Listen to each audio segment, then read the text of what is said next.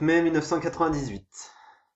Ce soir, on a joué au poker avec Scott, le gardien, alias, et Steve, un chercheur. Steve a vraiment eu beaucoup de chance sur ce coup-là. Mais je pense qu'il a triché. Hé là, mon petit Matt, on est mauvais joueur? Non, on essaie surtout d'enregistrer. Cause toujours. Avec ce magot, j'aurais bientôt assez pour quitter Umbrella et aller me dorer la pilule sur une île des Caraïbes. Ah ouais, c'est ça. Quelle ordure celui-là. 10 mai 1998. Aujourd'hui, l'un des principaux chercheurs m'a demandé de m'occuper d'un nouveau spécimen de monstre. Ça ressemble à une sorte de gorille sans peau. Il m'avait donné pour instruction de le nourrir avec des animaux vivants. C'est ce que j'ai fait, en jetant un cochon dans son enclos. Il a commencé à jouer avec, lui arrachant les pattes, les viscères, avant de le dévorer. 11 mai 1998. Vers 5 heures du matin, Scott est venu me réveiller. Il m'a vraiment foutu la trouille avec cette combinaison semblable à celle d'un cosmonaute qu'il avait sur le dos. Mais ça m'a permis de comprendre qu'un accident avait dû se produire dans le laboratoire du sous-sol. Pas étonnant. Ces chercheurs ne se reposent jamais, même pendant les vacances. 12 mai 1998. Je porte cette saleté de combinaison depuis moins d'une journée et elle commence déjà à être affreusement encombrante. J'ai la peau salie, ça me démange de partout. Quand je suis allé voir les chiens, ils m'ont gardé d'un drôle d'air. Du coup, je les ai pas nourris aujourd'hui. Bien fait pour eux. 13 mai 1998. Je suis allé à l'infirmerie parce que mon dos était gonflé et me démangeait plus que d'habitude.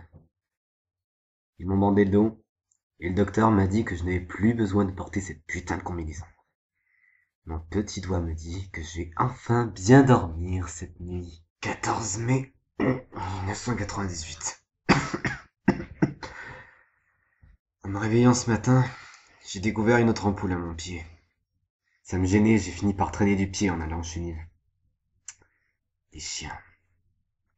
Ils étaient sacrément silencieux ce matin-là. Et c'était plutôt inhabituel. J'ai découvert que certains d'entre eux s'étaient enfuis. Sûrement leur moyen de se venger après 3 jours de jeûne.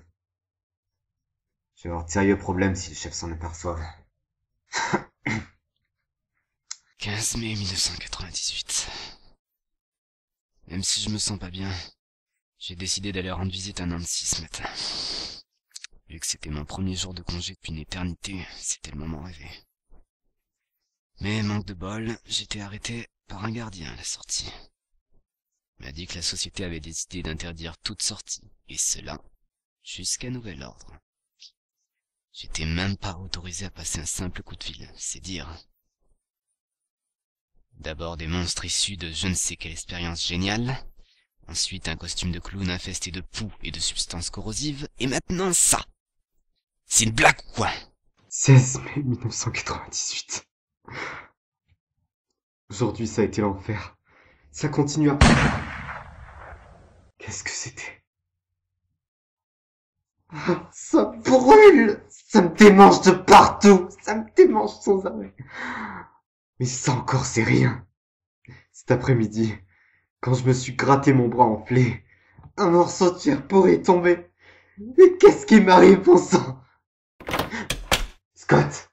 Ça va aller? Comment tu veux que ça aille? Qu'est-ce qui se passe? Un chercheur. Il a tenté de s'évader, on l'a abattu. Vous êtes malade! C'est une maison fou ici! 19 mai 1998. Plus de fièvre, mais démangeaison. Très faim aujourd'hui. Manger nourriture des chiens. Ça démange. Démange! Matt? Qu'est-ce qui t'arrive? T'as l'air bizarre. Tu devrais retourner à l'infirmerie, mon vieux. Matt, qu'est-ce que tu fais là? Non, arrête! Qu'est-ce qu'il prend? T'es devenu fou?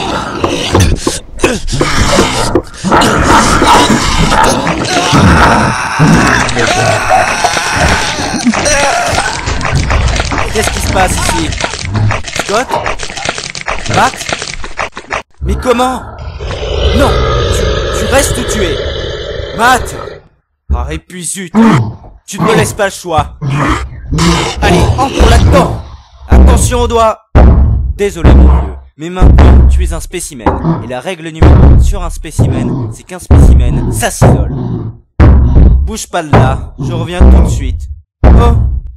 Attends, on va éteindre ça d'abord.